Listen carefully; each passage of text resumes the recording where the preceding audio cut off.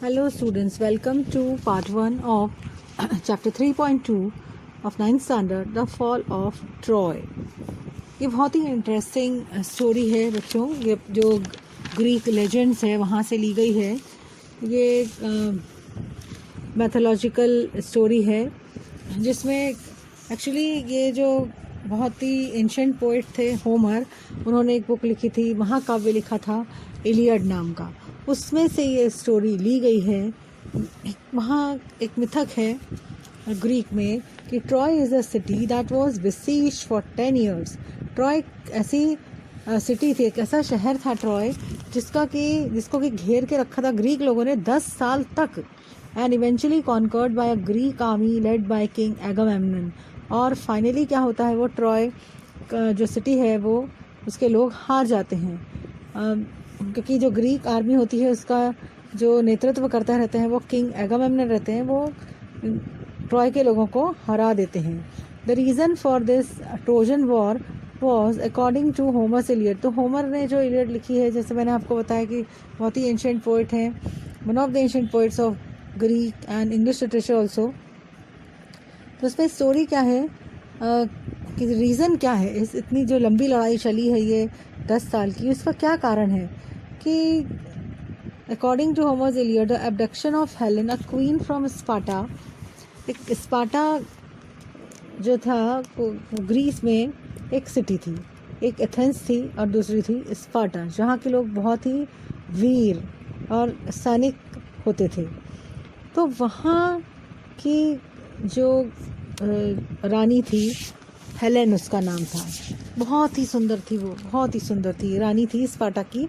तो उसको यहाँ का ट्रॉय का जो राजकुमार था, पैरिस उसका नाम था, वो अपने साथ भगा के लेके आया था। तो उसके कारण ग्रीक लोगों ने ट्रॉय पर हमला किया और 10 साल तक ये युद्ध चला और एंड में ट्रॉय की हार हो गई। इसीलिए इस स्टोरी का नाम है the fall of Troy, Troy का पतन या ट्रॉय की हार। अब ध्यान से देखेंगे इस स्टोरी को, बहुत ही इंटरेस्टिंग स्टोरी है ये बच्चों, ध्यान से देखेंगे। The Iliad is a story, अब ये स्टार्ट हो रही है story. The Iliad is the story of Ilium और ट्रॉय। इलियड जैसे कि मैंने आपको बताया होमर ने लिखी हुई एक महाकाव्य है, बुक है। तो इलियड जो है वो स्टोरी है इलियम की या ट्रॉय की। ट्रॉय का एक जो ग्रीक नेम है या एंशिएंट नेम है वो इलियम भी है। ट्रॉय क्या था, एक सिटी थी, a rich trading city in Asia Minor near the narrow sea that leads from Asian to the Black Sea. ये यूरोप में एक जगह है, ग्रीस के ही पास, एशिया माइनर के पास एक जो सकरा सा समुद्र है जो एशियन सी से ब्लैक सी की तरफ जाता है, वहाँ पर ट्रॉय स्थित है। वैसे ऐसा माना जाता है कि ये एक इमेजिनरी सिटी है। It was well situated both for commerce and agriculture. तो उसकी जो स्थिति थी वो बहुत ही अच्छी थी, स्ट्रैटेजिक स्थिति थी ट्रॉय की, कॉमर्स की दृष्टि से भी और कृषि की, एग्रीकल्चर यानी कृषि की दृष्टि से भी। In front of the city was a sea over which sail the ships. और सिटी के सामने एक समुद्र था जहाँ पर शिप्स सेल करते थे ट्रॉय के, कैरिंग गुड्स एंड ग्रेन, अनाज और सामान लेकर शिप्स आते थे जाते थे। तो व्यापारिक दृष्टि से भी ये बहुत ही उन्नत शहर था। At the back rose the high peak of Mount Ida from which flowed many rivers and streams. और उसके पीछे बहुत ही ऊंची चोटी थी माउंट ईडा की, जहाँ पर बहुत सारी नदियाँ और स्ट्रीम्स थी, झरने थे या झीलें भी थी। The valleys among the hills were well watered and fertile. और जो पर्वत के बीच में जो घाटियाँ थी, वैलीज, वो बहुत ही अच्छे से सिंचित थी और उपजाऊ थी। With corn growing in fertile fields, वहाँ उपजाऊ खेतों में कॉर्न, मक्का होता था, and cattle feeding on the rich grass of the meadows. Meadows यानी ग्रास लैंड, घास के बड़े बड़े मैदान, इनको इंग्लिश में बोलते हैं मेडोज। वहाँ पर कैटल, पशु चरते रहते थे। While sheep fade on the slope of hills, जबकि पहाड़ों की जो ढलान थी वहाँ पर भेड़ चरती रहती थी। Round there city the trojans had built a strong wall so that no enemy should attack them from the sea. अब ट्रॉय के चारों तरफ उन्होंने एक बहुत ही मजबूत दीवार बना चुकी थी वो लोग, ट्रॉय के लोग, ताकि कोई भी शत्रु उनके ऊपर अटैक ना कर पाए. The wall was so broad that people could stand and sit and walk on it. और वो जो दीवार थी इतनी चौड़ी थी कि लोग उस पर बैठ भी सकते थे, खड़े भी हो सकते थे और चल भी सकते थे. The great gates stood open and people could go to the sea shore outside. Troy की सिटी में गेट भी थे और जब वो खुलते थे तो लोग समुद्र के पास जा सकते थे and come in as they please. और जब भी उनको वापस आने की इच्छा होती थी तो वो वापस भी आ सकते थे. But in time of war the gates would be close. लेकिन युद्ध के समय में वो गेट बंद होते थे. And then the city was like a strong fortress. और तब वो शहर एक बड़े किले के समान बन जाता था, quite safe from all attack. और किसी भी प्रकार का उस पर अटैक नहीं किया जा सकता था. Protected by the wall surrounding it, क्योंकि उसकी रक्षा करती थी दीवारें जो कि इसकी चारों तरफ थी, as well as by the hills behind. और उसके पीछे पर्वत श्रेणी थी. इस प्रकार देखेंगे कि ट्रॉय नाम की जो सिटी थी वो बहुत ही प्रोटेक्टेड सिटी थी. दस Troy was a strong city.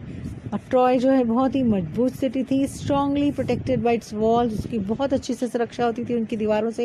And strongly defended bye it's brave soldiers. और उसको बहुत ही मजबूती से उसके जो वीर सिपाही थे उसकी रक्षा करते थे. But all the kings and heroes of Greece had declared war against the Trojans. लेकिन जो ग्रीस के बारे में मैंने आपको बताया है, ये भी एक कंट्री थी यूरोप में ही. वहाँ के जो राजा थे और जो हीरो थे उन्होंने ट्रॉय के खिलाफ युद्ध का ऐलान कर दिया. Because Paris prince of Troy, क्योंकि जो पेरिस था ट्रॉय का प्रिंस राजकुमार, had persuaded Helen wife of a Greek king Menelaus. Greek का एक राजा था मेनालस नाम का. उसने उसकी जो वाइफ थी हेलेन, जो कि बहुत सुंदर थी, उसको मना लिया था to elope with him. Elope यानी भाग जाना. वो हेलेन को, यानी ग्रीक का जो राजा था मेनेलॉस, उसकी वाइफ हेलेन, उसको भगा के लाया था अपने साथ. He had brought her to Troy. और उसको ट्रॉय में लेकर आ गया था. The Greeks wanted to take revenge on Troy for the wrong done to Menelaus. अब पूरे ग्रीक के लोग जो थे वो ट्रॉय के अगेंस्ट हो गए थे, क्योंकि उनको ऐसा लगता था कि ग्रीक का अपमान कर दिया है पेरिस ने. They sailed to Troy and laid siege to the city. वो सब शिप में गए ट्रॉय की तरफ और सिटी को घेर लिया. Laid siege to the city यानी सिटी को चारों तरफ से घेर लिया. The Trojans too fought hard. लेकिन ट्रॉय के लोग भी बहुत वीर थे, जैसे कि मैंने बताया हुआ है आपको.